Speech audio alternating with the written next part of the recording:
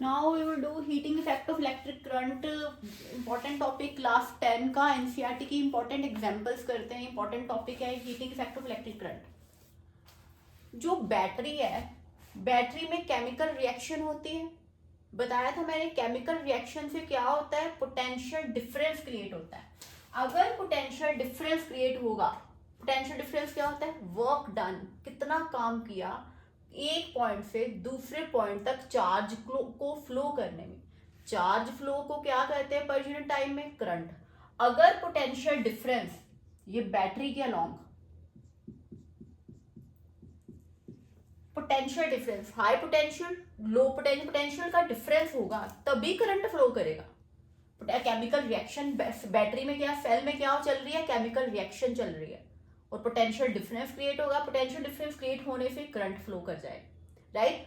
अब इसमें क्या है कि फोर्स जिससे करंट आ रहा है, जिसने करंट को मेंटेन भी करना है, वो क्या एनर्जी रिलीज होगी उससे.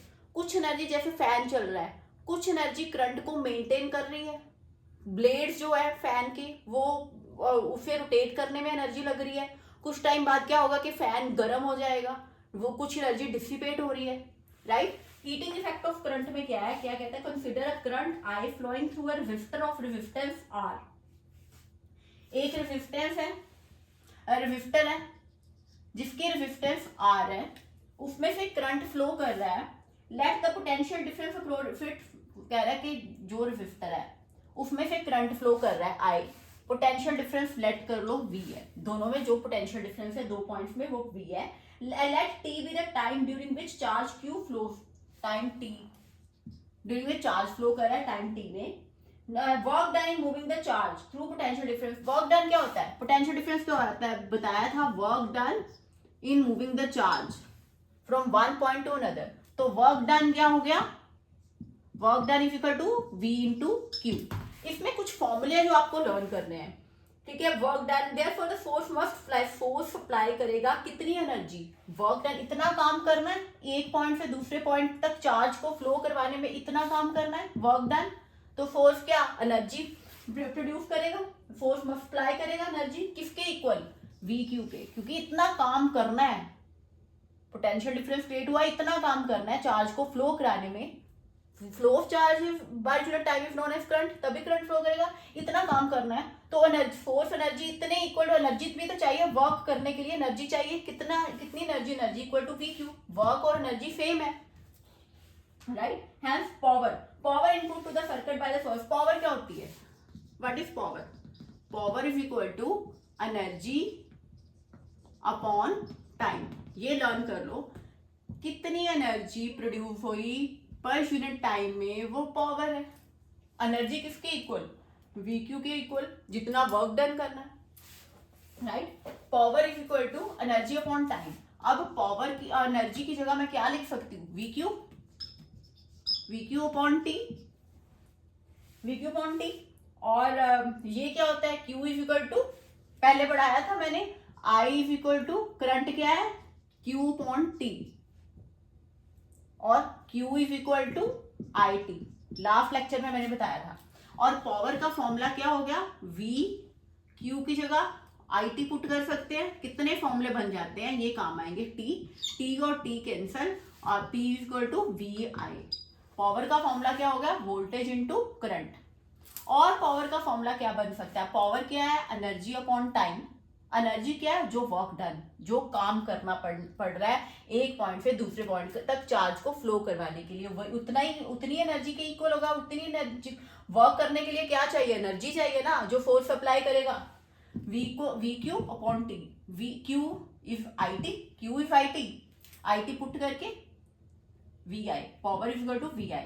राइट. अब और क्या फॉर्मूला बन सकता है इसका, पावर का, एक हीट का फॉर्मूला, हीट जो एनर्जी है, एनर्जी का फॉर्मूला क्या हो सकता है, V, energy is equal to P T, energy is equal to P T, P into T. Power क्या है, वी आई, ये पुट कर दो यहाँ पे, वी आई इंटू टी. ये फॉर्मूला एनर्जी का हो गया. अब मैं V की जगह पे आई आर पुट कर सकती हूँ, V is equal to I R. H is equal to V की जगह पे IR, ओम्स लॉ के अकॉर्डिंग IR/IT, और क्या बन गया I²RT। ये है Joule's law of heating. H is equal to I²RT। कौन कौन से फॉर्मूले किए हमने पावर और एनर्जी के। पावर इज इक्वल टू, यहाँ पे मैं एक बार लिख देती हूँ सारे फॉर्मूले, कोई भी आ सकता है, किसी पे भी न्यूमेरिकल बन सकता है। पावर के और एनर्जी के फॉर्मूले,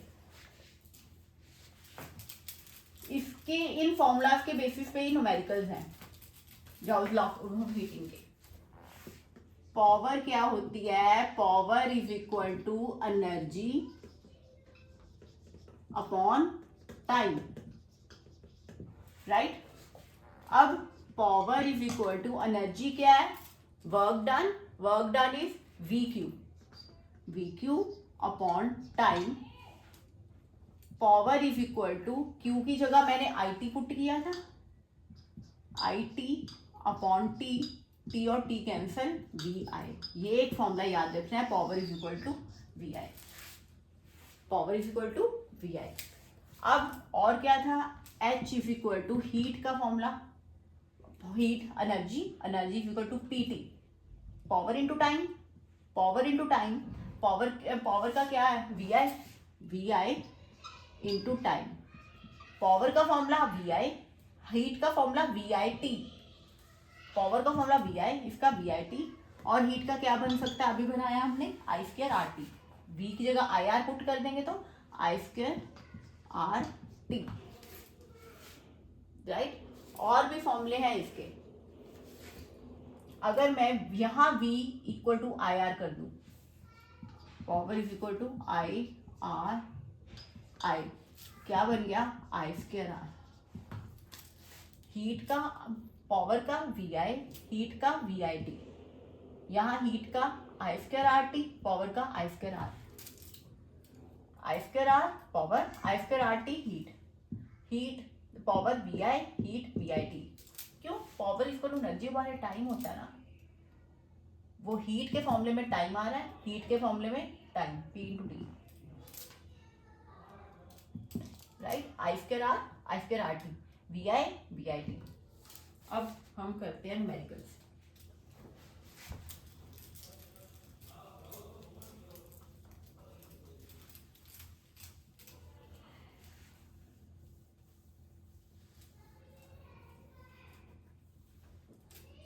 न्यूमेरिकल 11.10,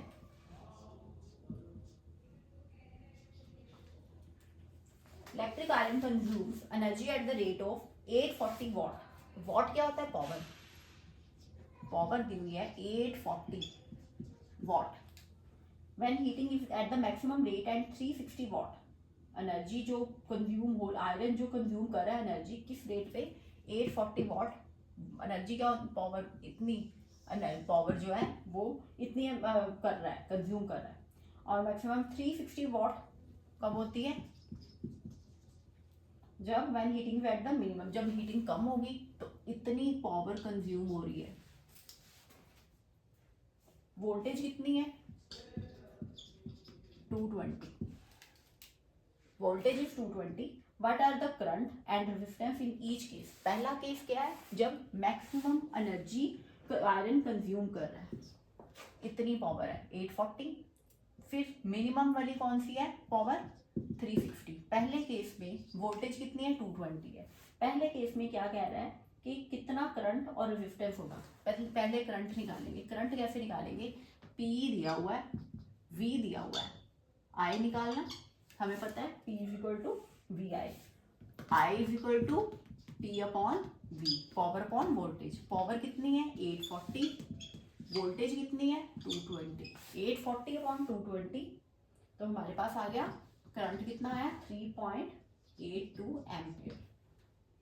रेजिस्टेंस कितनी होगी, रेजिस्टेंस का फॉर्मूला भी हमें पता है, V, अब हमारे पास करंट है, वोल्टेज है, V is equal to IR लगा सकते हैं, R is equal to V upon I। V कितना 220 और I कितना, करंट कितना आया हमारे पास 3.82, कितना 57.60 ओम।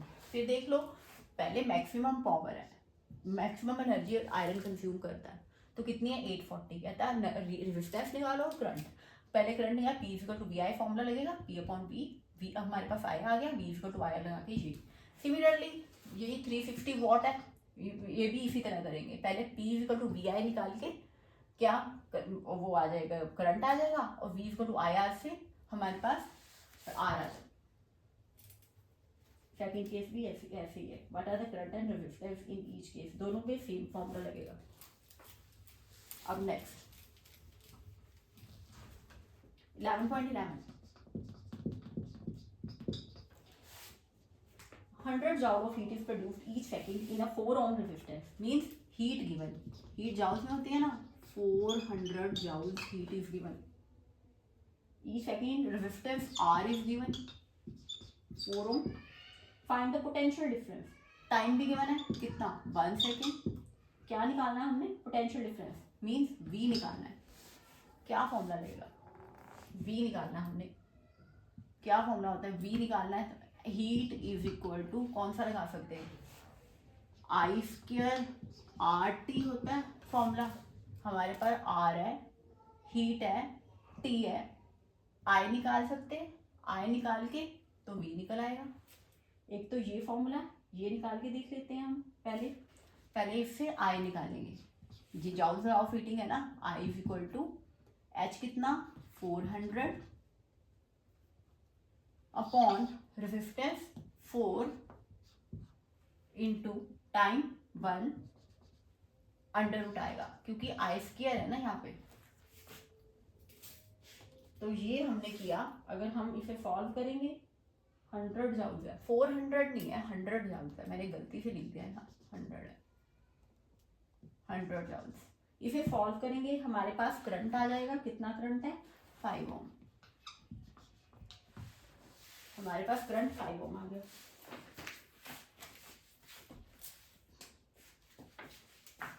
करंट आ गया 5 ohm ampere, current is 5 ampere. अब पोटेंशियल डिफरेंस कैसे निकालेंगे, V is equal to IR, V current कितना 5, रेजिस्टेंस कितनी है 420 आंसर। फिर देख लो, हीट गिवन है 100, R गिवन है, T गिवन है, फॉर्मूला कह रहा है कि वोल्टेज, पहले तो करंट निकालो, हमें ये फॉर्मूला मालूम है, करंट नहीं वोल्टेज निकालो, हमें ये फॉर्मूला मालूम है I स्क्वायर RT में से I निकाल लिया, अंडर रूट आएगा इसका, क्योंकि I स्क्वायर है 100 अपॉन 4 इंटू 1, ये I आ गया 5। अब वोल्टेज कैसे निकालेंगे, V इक्वल टू IR,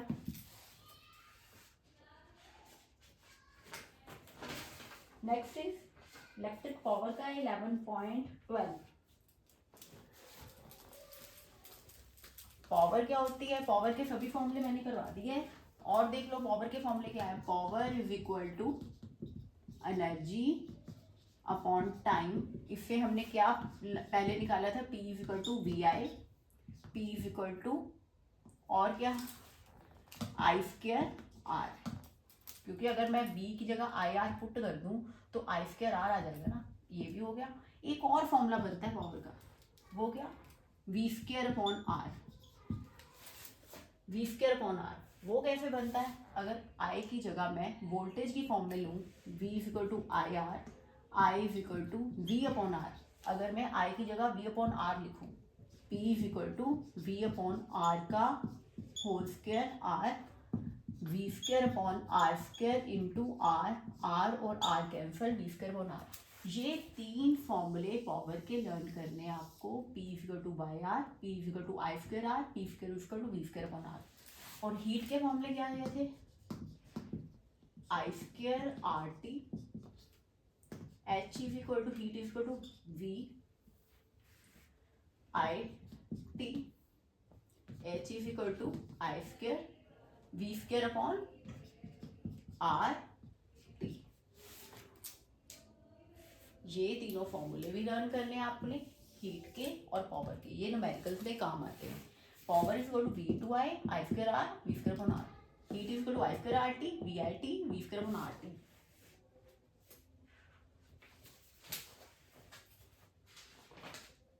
अब नेक्स्ट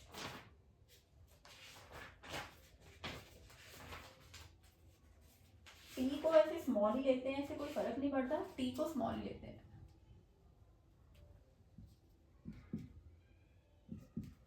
हीट के फॉर्मूले में टी टाइम आ गया साथ में, पावर में वही फॉर्मूले है, टी नहीं आएगा। अब नेक्स्ट चलते हैं 11.12।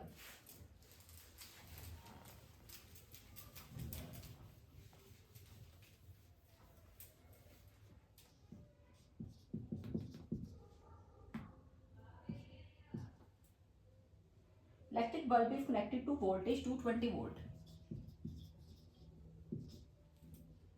Current is 0.5 ampere. What is power of the bulb?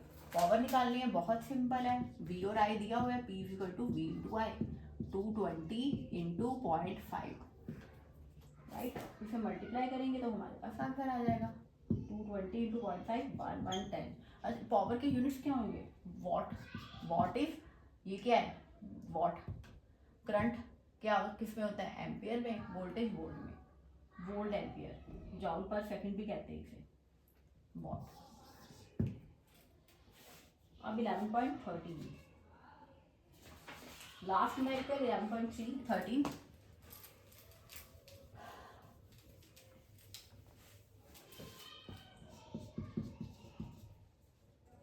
Electric refrigerator rated 400 what, क्या गिवन है? पावर 400 वॉट, ऑपरेट्स 8 और day.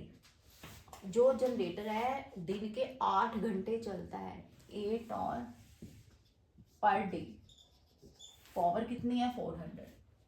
What is the cost of energy to operate it for 30 days? हम चाहते हैं 30 दिन चले, eight ₹3 per kilowatt hour. Kilowatt hour क्या है? किलोवाट आवर, ये भी एनर्जी है। Power is equal to energy upon time है। पावर की यूनिट अगर वॉट है, किलोवाट या वॉट है, एनर्जी की यूनिट इसके अकॉर्डिंग क्या होगी? वॉट।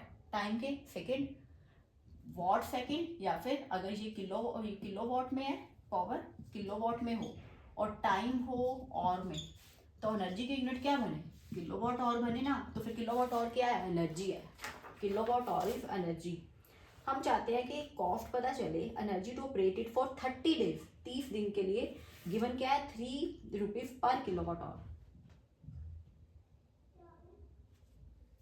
रेट 8 और डे, राइट। अब हम इसे टोटल एनर्जी कंज्यूम निकालेंगे पहले। पावर इज इक्वल टू, अब हम 30 डेज की निकालेंगे, power is equal to energy निकालेंगे। एनर्जी क्या है? Power is equal to energy upon time, energy is equal to power into time. Power कितनी है? 400 है, 400। टाइम कितना है? कितने टाइम? टाइम कितना है दिया हुआ है? 8 our per day, 8 our per day, एक दिन का टाइम। हम कितना चाहते हैं? कितने दिन के लिए चाहते हैं? 30 डेज के लिए। ये 8 घंटे हैं एक दिन के, एक दिन के 8 घंटे जो चलता है, 8 घंटे। और 30 डेज के कितने हुए? एक दिन के, 1 डे के 8 घंटे। और 30 दिन के कितने घंटे हुए? 30 इंटू 8। इसको 30 के साथ मल्टीप्लाई करेंगे। हम क्या निकाल रहे हैं? एनर्जी निकाल रहे हैं, क्योंकि हमें कॉस्ट चाहिए कि इतनी एनर्जी कंज्यूम हुई तो कितनी कॉस्ट लगेगी। 3 रुपीज़ है 1 किलोवाट आवर एनर्जी की। किलोवाट आवर गिवन है, अगर न्यूमेरिकल में किलोवाट आवर गिवन है तो वो क्या है? एनर्जी है। अभी बताया कि किलोवाट और power is equal to energy upon time. Power अगर किलोवाट में है, टाइम आवर में है, किलोवाट आवर किसके यूनिट है? एनर्जी के। हम एनर्जी निकालेंगे, power is equal to energy upon time. ये एनर्जी हमारे पास आ जाएगी 30 डेज की। 400 मल्टीप्लाई बाय 8 तो एक दिन की हुआ टाइम, और 30 डेज का टाइम, 30 डेज चला है वो, और टोटल घंटे कितने हो गए? 30 मल्टीप्लाई बाई 8। इसे मल्टीप्लाई किया तो हमारे पास आ गया 96 वॉट आवर। ये वॉट आवर क्यों? ये 400 वॉट है और ये ऑर्स है, वॉट आवर। ये 400 वॉट है और ये ऑर्स है, राइट। इसे किलोवाट में चेंज करेंगे। वो कैसे? डिवाइडेड बाय, वॉट को किलोवाट में चेंज करेंगे तो डिवाइड कर देंगे 1000 से। 96 किलोवाट और। अब हमें पता है ₹3 है 1 किलोवाट और अगर एनर्जी कंज्यूम होती है तो ₹3 और इतने 96 की 3 multiply by 96 into is equal to ₹288। फिर देख लो क्वेश्चन इंपॉर्टेंट है। Electric refrigerator rated 400 watt operates 8 hour a day. एक दिन में 8 घंटे चलता है वो रेफ्रिजरेटर और उसकी पावर है 400। What is the cost of energy to operate it for 30 days at ₹3 per kilowatt hour. Power दी हुई है, एनर्जी की कॉस्ट निकालनी है, किलोवाट आवर बताया है ना, न्यूमेरिकल में एनर्जी निकालेंगे हम पहले। Energy upon time P into T हो जाएगा। Energy is equal to P into T. Power 400, time दिया हुआ है 8 घंटे एक दिन के, 30 दिन के चाहिए हमें। 30 के साथ मल्टीप्लाई करेंगे तो ये हमारे पास एनर्जी आ जाएगी 30 दिन की। एनर्जी किस में आएगी, वॉट आवर में आएगी। वॉट आवर में क्यों आएगी, ये आवर्स है ये वॉट है, हम इसे किलोवाट में चेंज करेंगे। 1 kilowatt is equal to 1000 watt और 1 वॉट को किलोवाट में चेंज करना तो 1000 से डिवाइड करेंगे, 96 किलोवाट आवर। अब 1 किलोवाट आवर की कीमत 3 है, इतनी कॉस्ट दी हुई है। 96 किलोवाट आवर की कॉस्ट क्या होगी, 3 मल्टीप्लाई बाय 96।